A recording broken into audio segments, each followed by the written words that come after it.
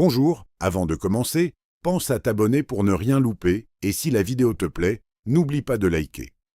Bonjour à tous. Alors, on va plonger tout de suite dans un sujet fascinant. Imaginez la scène, un accueil périscolaire, tout ce qu'il y a de plus classique, des enfants primaires, et juste le besoin habituel de structurer un peu la journée. Sauf que, ce qui s'est passé là-bas a complètement dépassé les attentes. C'est littéralement devenu une expérience sociologique grandeur nature. Ce qui, à la base, était juste une petite animation sympa pour encadrer le groupe, s'est transformé en une véritable étude de cas sur la motivation, le comportement et la façon dont une mini-société peut se construire en partant de zéro. C'est vraiment captivant, on va regarder ça ensemble. Allez, on rentre dans le vif du sujet avec cette citation qui résume tout. Un projet qui ressemblait à un jeu pour enfants a révélé quelque chose de beaucoup plus profond. Et c'est exactement ça. Sous ces airs de petits jeux inoffensifs avec des bons points distribués à la fin de la journée, de véritables mécanismes sociaux d'une richesse incroyable se sont mis en place, et ce de façon totalement naturelle. En fait, ça a mis en lumière un truc fondamental. On a tous ce besoin viscéral d'accomplissement et de reconnaissance, surtout chez les plus jeunes, où c'est souvent un peu ignoré. Première partie de notre analyse, le jeu des badges. Alors, comment un concept aussi basique sur le papier a pu avoir un impact aussi dingue ? La clé, c'était d'avoir des règles super claires et directement applicables au quotidien. Pas de place pour le hasard ou le favoritisme, non, c'était du concret. Ranger le matériel correctement, dire un vrai bonjour le matin, aider spontanément un copain qui galère ou juste écouter attentivement, bim, ça rapportait les points. Le coup de génie ici, c'est que les bonnes actions n'étaient plus suivies d'une grande leçon de morale ennuyeuse qui tombe d'en haut. Non, c'était du vécu. Les enfants voyaient que leur effort payait immédiatement. Et c'est là qu'un basculement psychologique totalement fou s'est produit. Très vite, le badge n'était plus juste un petit bout de carton. Il est devenu le symbole de l'effort. C'est quand même incroyable, non ? Ce simple objet matériel a transcendé sa nature pour se transformer en une vraie preuve de respect et d'implication dans le groupe. C'était devenu une véritable monnaie de reconnaissance que les enfants arboraient avec une immense fierté. Ce qui nous amène à notre deuxième partie, une société miniature. Parce que oui, le jeu a très vite dérapé, dans le bon sens du terme, mais il a complètement échappé à son cadre initial. C'est fascinant de voir à quel point l'obsession a pris le dessus. Ça n'était plus juste un petit loisir. Les gosses se sont mis à échanger des badges absolument partout, dans les couloirs, à la cantine, partout. Ils ont commencé à élaborer de vraies stratégies sur le long terme pour maximiser leurs gains ou compléter des collections hyper rares. Les animateurs n'en revenaient pas. Sous leurs yeux, un véritable système économique et social s'était monté de toutes pièces. Ça stimulait les interactions, ça a négocié dur, et tout le monde avait un objectif clair à poursuivre. Passons à la section 3, le défi de l'équilibre. Évidemment, avec une telle ferveur, il y a forcément des défis qui apparaissent. Le succès a été tellement fulgurant que le jeu a carrément débordé du centre périscolaire. Les profs ont commencé à tirer la sonnette d'alarme. Les élèves ne parlaient plus que ça. En plein cours de maths ou de français, ça complotait pour planifier les prochains échanges, et honnêtement, on comprend tout à fait l'inquiétude des enseignants. Quand vous avez un outil de motivation aussi puissant, ça capte absolument toute l'attention. Du coup, ça crée un besoin très clair.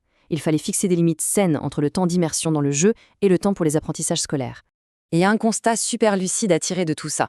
Quand un enfant retrouve une vraie motivation, il a beaucoup de mal à redescendre. Et c'est parfaitement logique. C'est tellement rare de créer une telle étincelle d'engagement. Une fois qu'elle est allumée, ça devient un moteur interne surpuissant. Ce moteur, il ne s'éteint pas juste parce que la cloche de la récréation a sonné.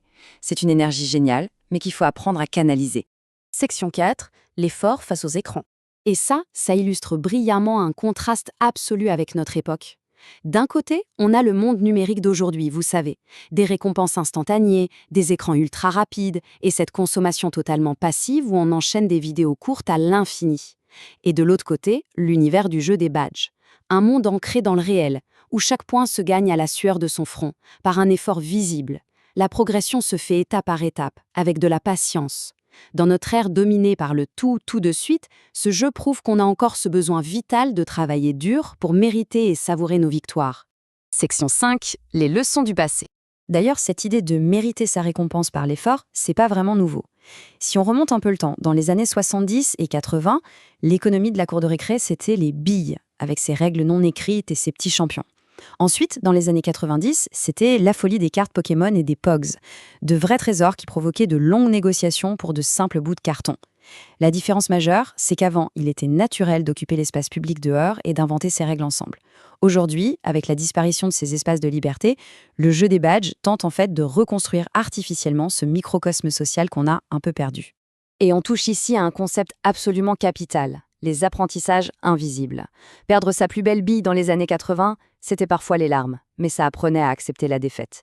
Échanger une carte brillante contre 3 communes dans les années 90, c'était comprendre sur le tas la valeur des choses et l'offre et la demande. Et bien exactement sur ce même modèle, le jeu des badges enseigne silencieusement la patience face à l'effort et la diplomatie indispensable pour négocier entre copains. C'est littéralement l'école de la vie, habilement déguisée en loisir. Ce qui nous amène à notre dernière section, construire l'avenir. Fort de ces leçons du passé, comment on relève les défis éducatifs d'aujourd'hui? Le but de ce genre d'initiative, c'est surtout pas distribuer des cadeaux gratuits pour acheter la paix sociale. Ah ça, non. L'ambition, c'est de renouer avec des valeurs fortes, le respect des autres, l'entraide spontanée, la bienveillance et la construction patiente de l'autonomie. L'enjeu central, c'est de bâtir des repères solides. Tout individu a ce besoin profond de sentir qu'il avance, qu'il progresse et gagne en maturité par la simple force de sa volonté. Et comme les jeux de rue et les grands espaces d'aventure naturelle se sont raréfiés dans nos villes, le rôle des adultes encadrants doit changer. Aujourd'hui, on doit devenir de véritables architectes du quotidien. Il faut être capable de créer des univers immersifs, d'imaginer des aventures et de concevoir des systèmes où l'on apprend sans jamais donner l'impression de faire la leçon. Toute la subtilité, c'est de transmettre ces valeurs par l'expérience directe et le jeu, plutôt que par des injonctions strictes et ennuyeuses.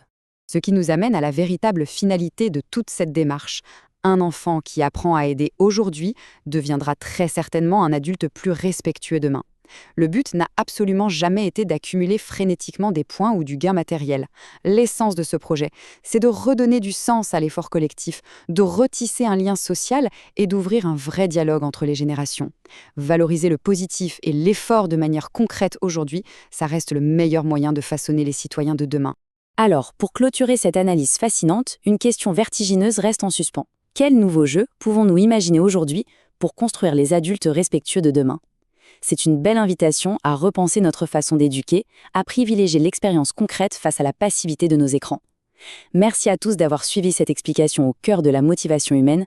À nous de continuer à innover sans relâche pour donner aux futures générations les outils dont elles ont réellement besoin pour s'épanouir.